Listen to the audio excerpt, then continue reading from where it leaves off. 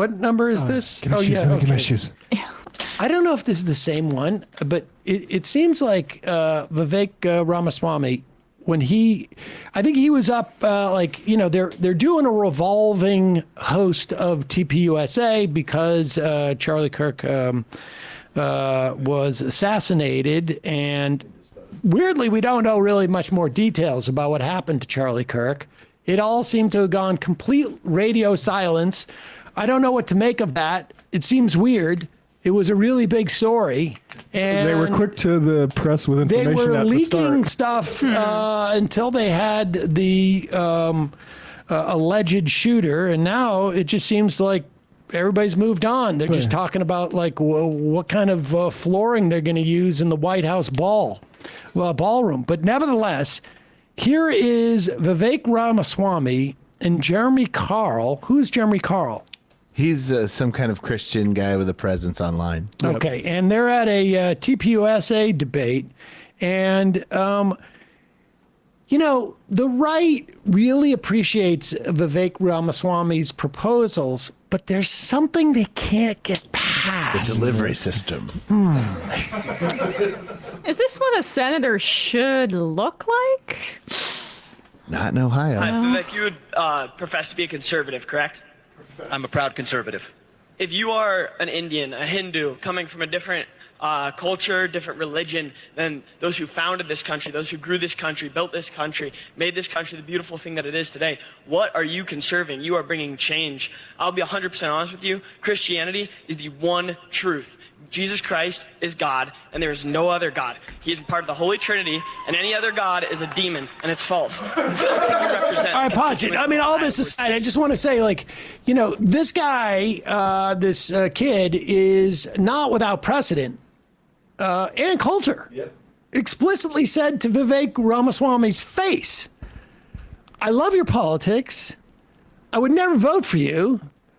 Did you say because you're brown? Or was you're Indian. Oh, Indian. Oh, she was explicit, yeah. Yeah, she was pretty explicit. I mean, so, you got to hand it to these guys. To kick off the interview, because that's also what they like. They like to get the thrill out of, humiliating them and then seeing how he smiled, and he's going to have to answer this question. Mm-hmm. How many times is this articulated to a guy like Ramaswamy, both expressly in Republican circles and subtly, or they think subtly? Yeah, I want to conserve the country that was all Christian fundamentalists, which existed in what year?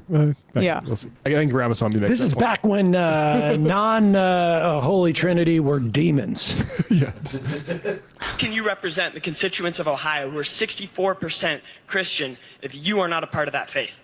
Like I said, I'm not here to justify my faith to you any more than you are to me, but what I do share is the value set this country was founded on. And I think that it's really important that we not reinvent the founding of this country and what it was actually all about.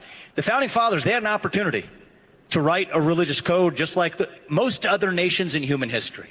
All right, founded either on a monarch or a particular faith or a particular lineage. That's where most nations in human history are founded.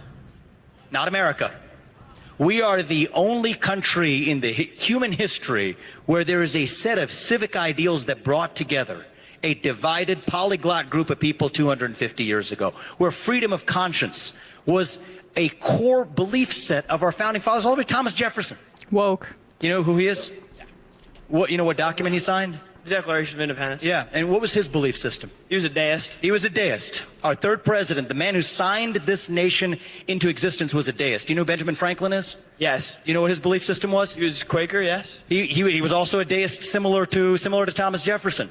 So what I think that we often do is we talk about U.S. history. I have a better suggestion. Let's actually consider reading U.S. history. Consider studying U.S. history. Learn the founding of our country, and that's what made our founders, I believe, the most extraordinary people known to the history of man. We would do well to actually respect their legacy rather than to reinvent some sort of imitative version of every other nation in human history. That's not us. I'm sorry, that's what makes America great, and that's why I am proud to be an American. This is the country that I will die fighting for if I have to, because it stands for those ideals, and that's why we're here.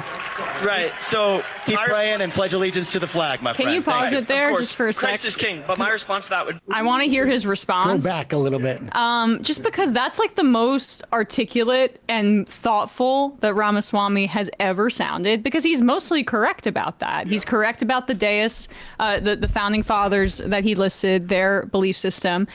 He's over exaggerating that we're the only country founded on these principles. But overall, I mean, the fact that, yes, the First Amendment does we have separation of church and state, and you have the freedom to practice whatever religion you want. That is a fact. But that answer is too factual for what the base wants, and they're not going to hear that and think like, I should educate myself more. They're going to hear that and go, holy crap, he is a rhino. I can't trust him. He would have done better to go into a crouch position and just been like, I'll take it, if he wanted these guys on board. I would love to see him get out there more often and debate all of his fellow Republicans and conservatives who say that this country was founded on Judeo-Christian values that we must subscribe to now. Because here he is out there saying that, no, that is not the case, that there may be a set of values, but it's not a function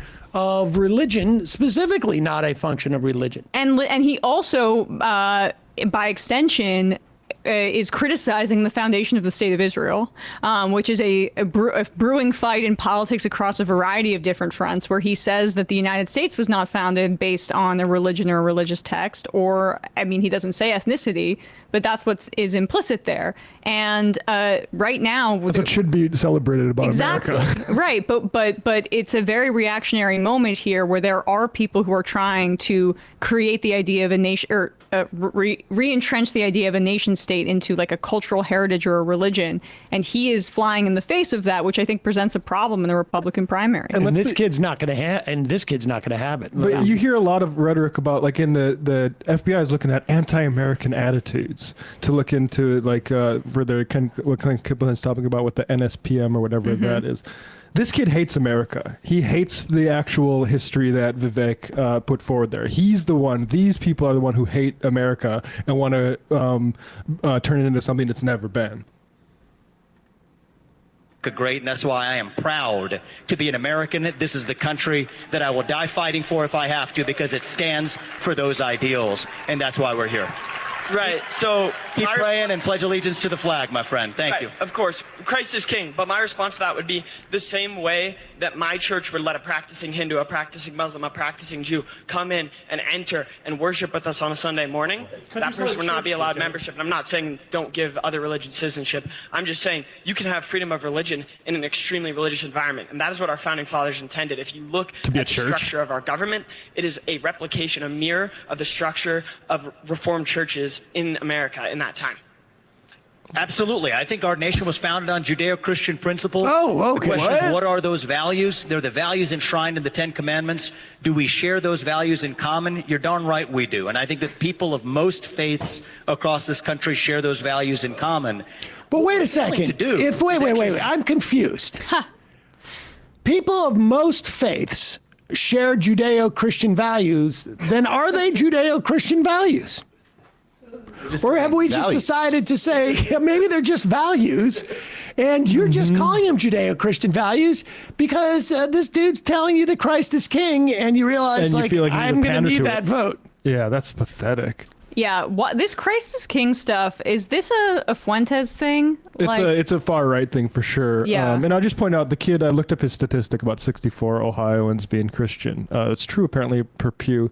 2007 it was 74. So it's not that other people of other faiths are coming into Christian churches. It's that the Christians are leaving it. The last time I saw the Christ is king thing was in a tweet by Marjorie Taylor Greene recently, where she's getting a lot of praise right now for, standing up against Israel's genocide in Gaza. I appreciate that in the narrow context in which she can pressure Donald Trump. But she had tweeted at AIPAC, "No barcodes on me. I'll never take 30 shekels. I'm America only and Christ is king.